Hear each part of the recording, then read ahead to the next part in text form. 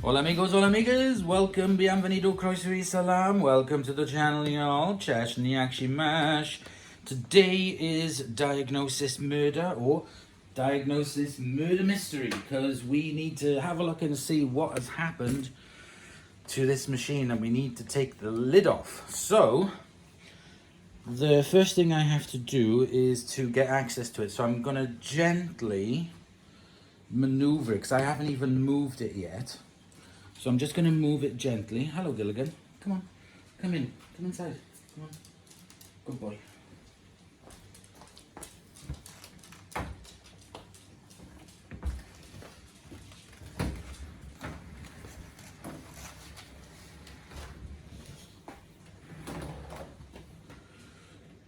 Right, I didn't hear anything dragging on the floor, so that's promising. Let's just turn it around. Right, it's unplugged. So let me move you down. Now Phil from Servisslimline, he's got the model after this.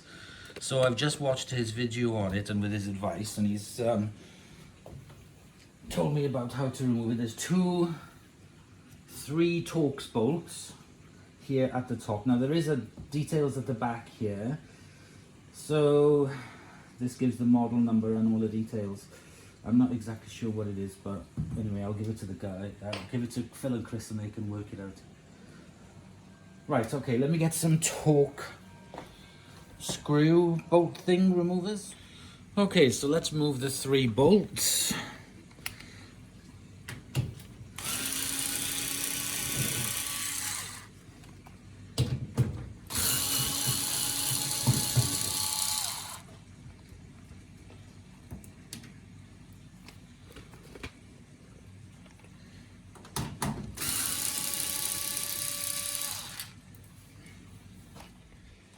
And I'm going to slide the back off. Oops.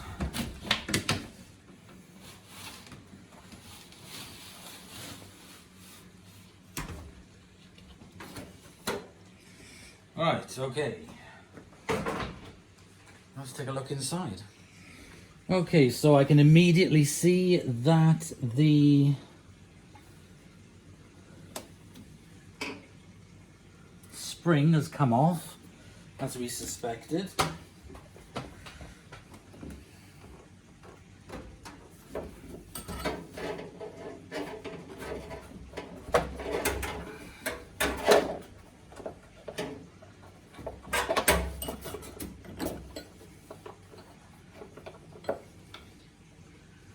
So I'm gonna have to get the spring back in easily in there, I'm going to have to remove this little bit, this little panel here, so I can hook it on. I don't understand how that came off, because if I can take the spring off, can I take the spring off from down here? Yes, I can. So if I take the spring off, there you can see that hook. I'm going to squeeze this just a little bit tighter because it's not quite, it's at an angle, if you see what I mean. So what I'm going to do, I'm going to squeeze this a little bit tighter, grab something from in there to hoik it up, and then we will rehook it on. But I'm just going to do these bracket things first.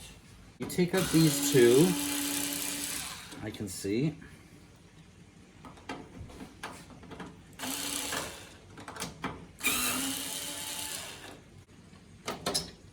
Okay. There. That panel is now slid off. And I'm going to do my thing with the hook.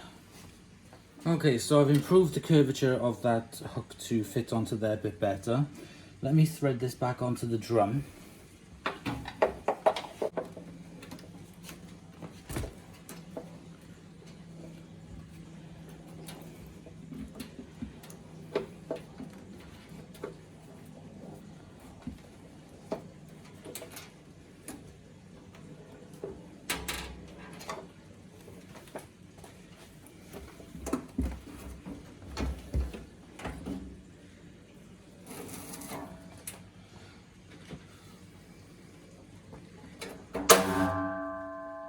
Right, okay, so that has now put the spring back on, and the drum is now in a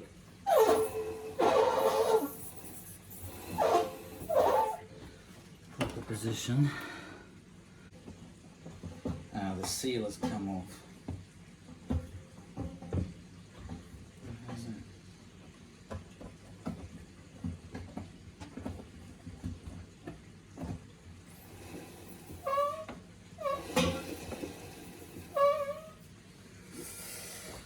Right, let's take the back off and let's have a look.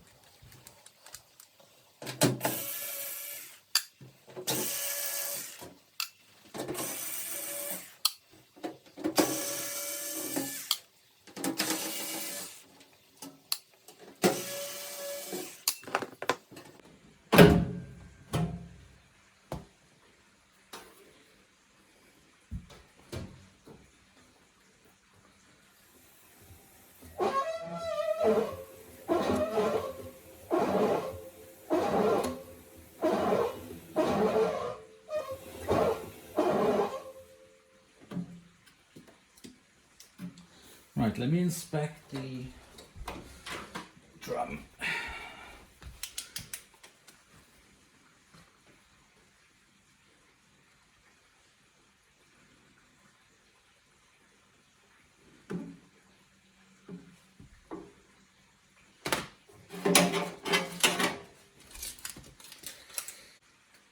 Okay, so this is from 1999.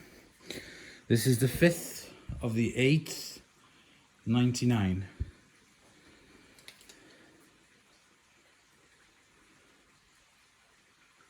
I think. I'll send it and check anyway, but there's that bit of paper that they were looking for. Now, if I take you off the tripod,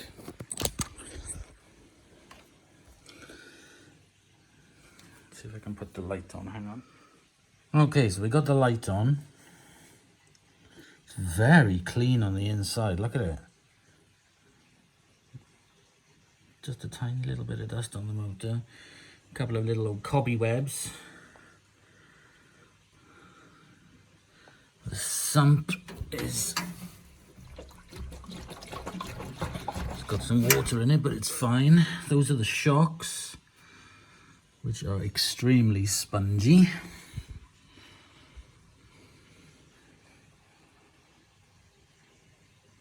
But the rest of it, there's no damage to anything from falling off its springs, which is really good. No damage at all. Okay, so that's fine. Right. Okay, right. So I've just been on the phone to Chris and Phil, and we did some tests on the shocks, and the shocks definitely do need replacing. So that's one thing. That is the pressure switch that you, well, not the pressure switch, but the pressure part of the washing machine to give you the water level, which is quite terribly low on it actually, but there we go. And the shock on the other side, but everything else on it is fine. So let me turn the machine back around. Okay, so if I open the door, this seal has moved slightly because when I turn the drum, it's rubbing on this, just this little part of the seal. So what I've done is, if you pulled that seal bit back,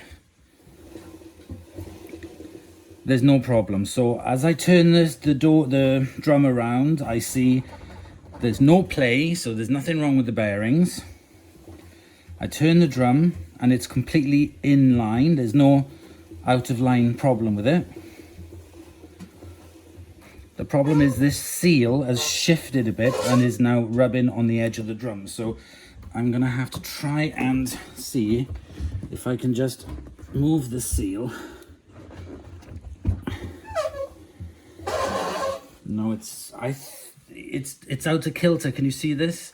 it's moved a bit. So when it's pulled down, it's pulled part of the seal. So what I need to do is to remove the seal on the outside and then take a look at the inner part of it. So let's do that.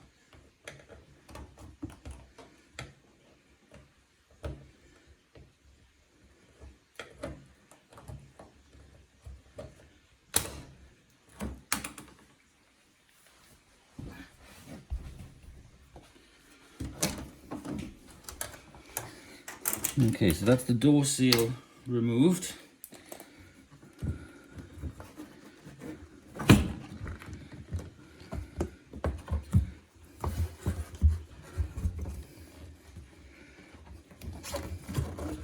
So I'm going to flip it inside out.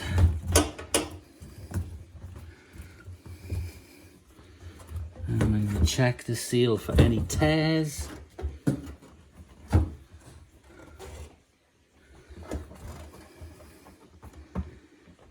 Now that's the spring that holds it on.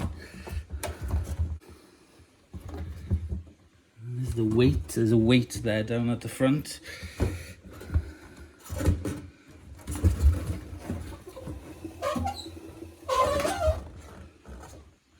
And that is the bolt that holds the inner rubber on. So I'm going to take that off now. So there is the bolt that holds the band around the inner part of the door seal. So I'm just going to remove that. Okay, so I got this really long handle on it to make it easier to access.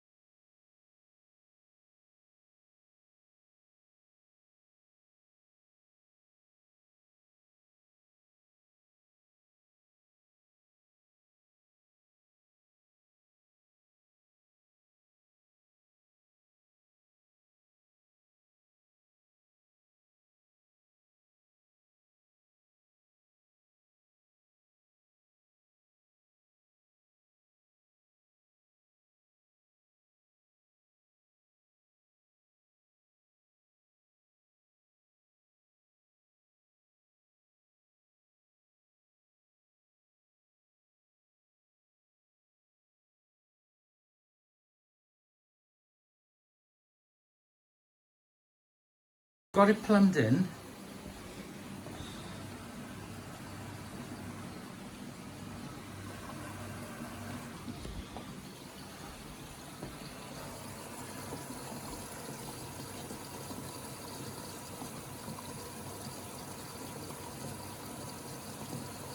And I've got it on wash number 4, which is just the fast colours. Now I know that there's still that squeak. Anyway, let's just carry on with this and see what happens if it doesn't go crazy during the washes.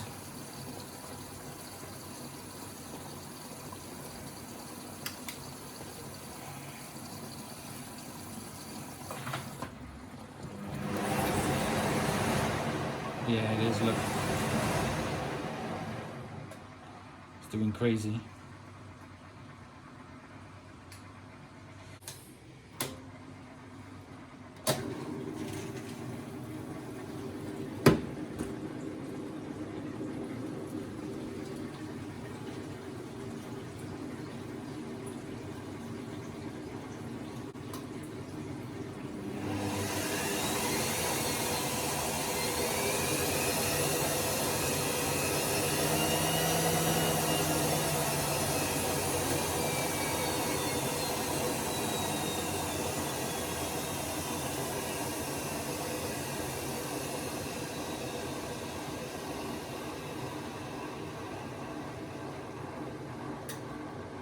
Oh well, the squeaking stopped anyway.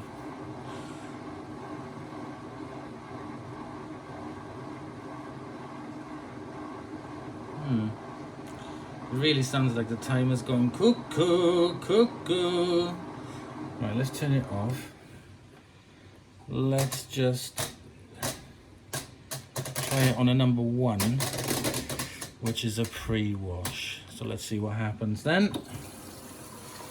Going in for the pre-wash.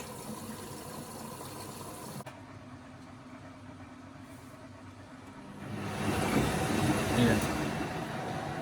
But to be quite honest, that's really good for cleaning out the drum. It's like a tub clean. See if it does it again. I'll see now it's doing it normal on that side, right? Okay. Yeah, something clicks in it.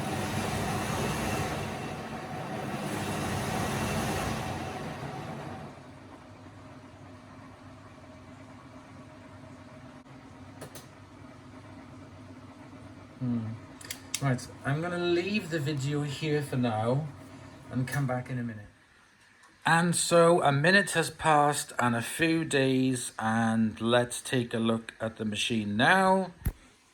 Yes, it's a different one. This is the Hoover XL1100 AC327. So this is a different machine. So let me explain what happened to my Performa. So a friend of mine had this machine. A different friend of mine had a Hoover, oh gosh, what was it called? Optima. The one with it was the posh one. It had the dials here, and it also has the jet coming out here for the jet system on it as well. So basically what happened was my Performa was used as a donor machine.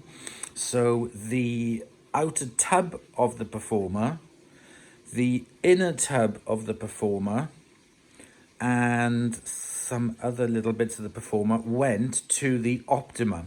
So the Optima got my old outer casing, whatever you want to call that, shell of it. It had the inner drum of it, and it had some other bits and parts of it as well that were better. And I got this, which is the Hoover XL1100. So the machine, the Performa, did go to a good cause, and I got this one as a replacement. So we have a sticker on this one with all the details. So there we go, made in the UK, Hoover, registered trademark, WM03, model number AC327001. And there's all the details there on it as well, you can see. And it is a 5 kilogram machine, 1100 watts. That's the inside of it. Needs a little bit of a clean, but it's okay. Different slot there for it than the Performa, but it works in really, really good condition. So that is what's happened to the machines. They have been swapped around. So I think it is time to get using this and doing some demonstrations with some different powders and detergents and stuff like that, and fabric softeners, and get through the laundry and do some comparisons. So I would like to thank you very much for watching this video. Stay tuned, because you will be seeing this machine exclusively on the Hoover Lux Restorations channel for demonstrations. It needs a bit of a wipe over, but we will do all that, and we will give the metal case, it's fine on that side, it's white, but the front has gone a little bit yellow. So when the weather gets better, I'm going to retrobrite the plinth, and I'm going to use some polishing compound on it and clean the front of it and see if we can get that a little bit whiter. But everything on it works absolutely fine. So thanks for watching, and I'll see you in the next episode. Bye y'all.